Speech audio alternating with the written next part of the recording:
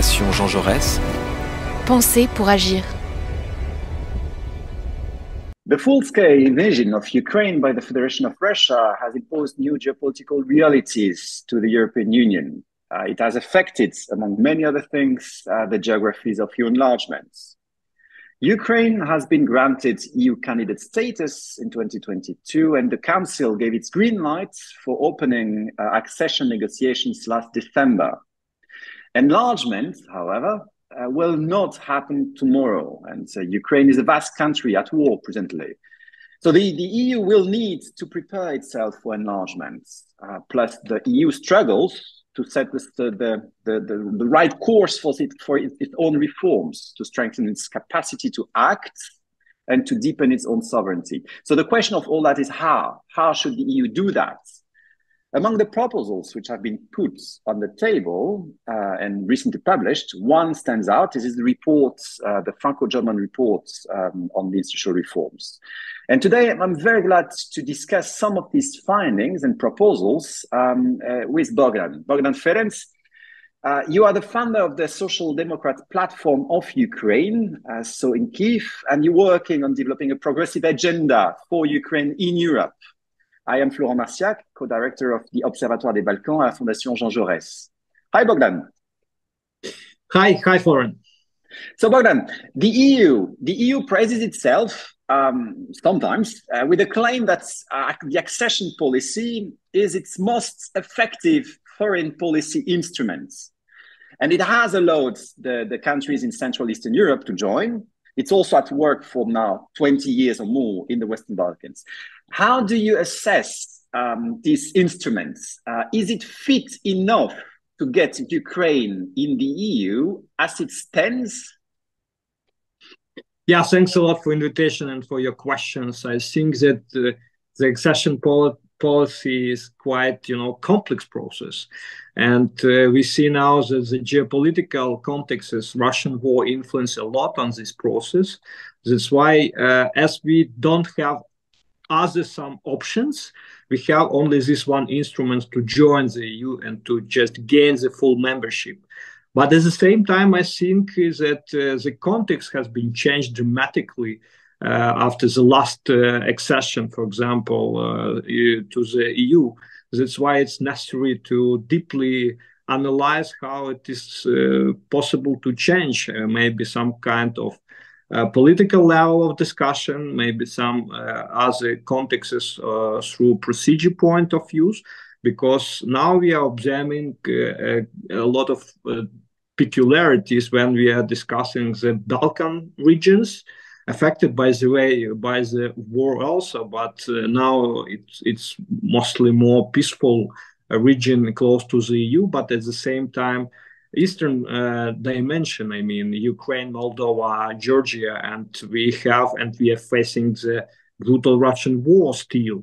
That's why, from the one hand, I definitely believe that the instrument of accession should be quite practical tool for joining the EU and gaining the membership for the countries that share the common values, but at the same time, it's really a very difficult process. I mean, from the point of view of Copenhagen criteria, procedures, internal changes that you have in your societies, but at the same time also it depends on the political will of the main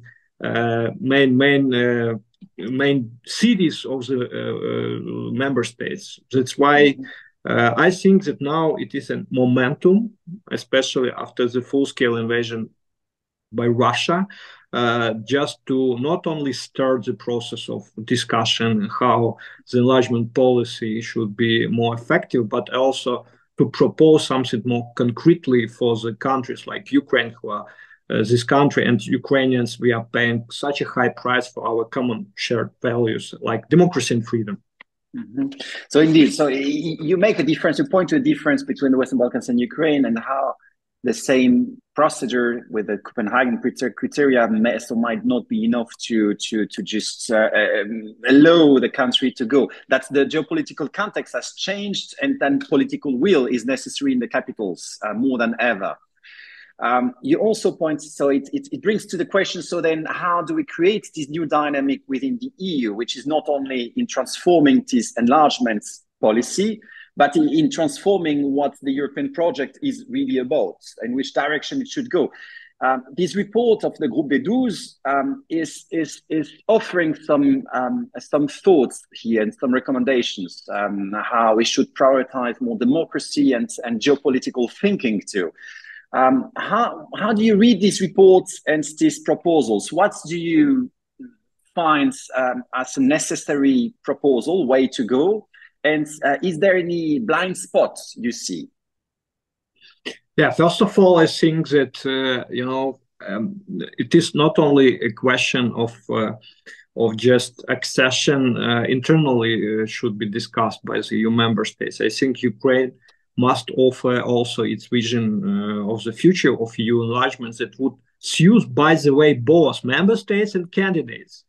And among these just proposals, I think we deeply understand that it's necessary to have a merit-based approach. I mean, the basic principle stipulating that the EU meets the candidate who does his homework, because we can observe that some countries, maybe they formally would like to be a member of the EU, but political elites sometimes are not ready, and they don't do the homework, and it means that to be dependent on this, I mean, in the context of your willingness and in the context of your main goal, I mean, for Ukraine and for Ukrainian society, I think that this kind of fair merit-based approach should be implemented. Also, differentiation, I think it's sometimes not so logical to have one basket for everybody, and one candidate cannot be in the waiting room when this candidate fulfilled the conditions for entry into force, because others are delaying reforms. That's why maybe for the EU sometimes it's much more easier just to provide one frame, for different countries and regions, but with the context of Eastern politics and I mean the enlargement process, I think it's necessary to take into account some differentiation. And also stronger union, I mean, a country's accession should make both sides stronger. I mean, so the EU and the candidate country must develop a long-term vision for the economic development of the EU candidates, because as we are now observing some kind of challenges and threats from some of the member states when they are supporting Ukraine, I mean, or blocking our border. And these countries like Poland, it's a very friendly country. I mean, they did a lot when the full-scale invasion started for our people, but at the same time, we can see this kind of challenges that should be balanced inside the EU and also outside with the candidate status. And the big discussion on the procedure elements and I mean political influence, what kind of the voting system should be implemented at the European Council level. And I think that qualified majority voting is in interest of Ukraine from the point of view of ensuring the dynamics of the accession process and the efficiency of decision-making of the security and foreign policy. And also regarding the structural funds, as we had a chance to see not so easy process of implementing Ukrainian facility for 50 billions of euros with some kind of blocking of Hungary, we can predict that in nearest future we can face this kind of challenges with this blocking veto votes in the context of some other aspects of enlargement politics. That's why I think the effectiveness of structural funds and proper financial resources for accession countries should be for us quite a priority. And last but not least, I think that it's necessary now to discuss how we can just use the access to the four EU freedoms, for example, during the negotiations, maybe by updating the association agreements that we have or additional sectoral agreements, but this kind of option and opportunities can be quite useful for our countries that are suffering from these challenges with the Russian war, but at the same time, it's necessary to make our homework in a proper way to be closer to the EU standards. That's why, shortly, it's quite a big document with different aspects. I mean, especially from the complexity of the internal processes, agreements. I'm not sure that it will be easy to reform the EU internally, because all member states wants to just save the influence, but at the same time, my opinion is that for the big accession process, the EU now is not ready, and the main politicians just trying to mention about this, but it's necessary to do something also to overcome these challenges. In the elements you're putting forward, so several are already really much discussed and put on the table, or even partly also implemented in theory. So whether this is the merit-based approach, differentiation, and so on. So we have also these countries blocking the Western Balkans neighbors. You mentioned Poland, so for Ukraine. So the set of issues seems quite similar. It brings one question. So to me, in this regard, should Ukraine be considered as a candidate country as all the others, or either a specificity for Ukraine, given, let alone its size, but also geopolitically, and the amount of reconstruction which will come and how it will impact the EU, which would make it necessary for Ukraine to be involved in a different way in drafting, in working, co-shaping the reform process of the EU? I think definitely we have to have some kind of different way of accession process. I'm not sure that the EU is ready for this, and I'm not sure that other countries just will be, candidate countries will be in favor of this approach. But, as I mentioned, we are facing this Russian war, and the consequences of this war will be quite difficult to overcome by ourselves. That's why we need to have some kind of maybe specific track. It's not a discussion about speedy accession, because I'm sure that the country has to be prepared also, with different aspects, with these amounts of legislation acts, with readiness to be a part of this big complexity system as the EU is itself.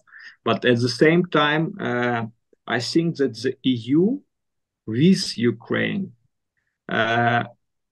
will be quite a positive, could be quite a positive example how the context of the security architecture of the EU can work, because of course, when we are discussing security, especially in the context of Western and Russia, just more deeper conflict, it's firstly the issue of the NATO. But I believe and I think that a full membership of Ukraine in the European Union can be somehow a positive signal also for more predictable European security architecture. That's one point of view. The second point of view, Ukraine still is a big country, and of course we understand the challenges that other countries inside the EU have in the context of agriculture sphere, in the context of other issues. Voting, for example, in the European Parliament, definitely it's quite some calculation we have, but more than 52 votes we will have when we will be a full member of the EU. But at the same time, I think that it could be a win-win story, because with this financial instruments for recovery, effective recovery and just recovery for Ukraine, the EU itself and the economical potential of the EU can be also successful in achieving good results. That's why, of course, for example, with Moldova, with small countries, it's not such a big problem and challenge, but in the context of accession, but at the same time, in the paradigm of Ukrainian accession process, I think it's necessary to differentiate our track into the EU membership dimension. Thank you, Bogdan. I think in the end, you point to two very important elements because they relate in the potential of that an accession of Ukraine. So at some point would give in deepening the polity, the European polity. The first one is indeed in the security architecture. By opening up to Ukraine, the EU somehow defines a new security architecture in which it has an active role. So that's the first important step. And the second one in the economy, as you mentioned, indeed, Ukraine is also is a big country with a lot of resources and critical materials in energy too, which are very much needed for the EU. So in both cases, it is quite important to see that way too. Thanks a lot, Bogdan, for sharing these thoughts, and hope to see you again. Thanks a lot for interest and for your proposals. Hopefully, we will just together we can achieve this quite effective accession process and reforming of the EU. Thank you. Goodbye. Goodbye.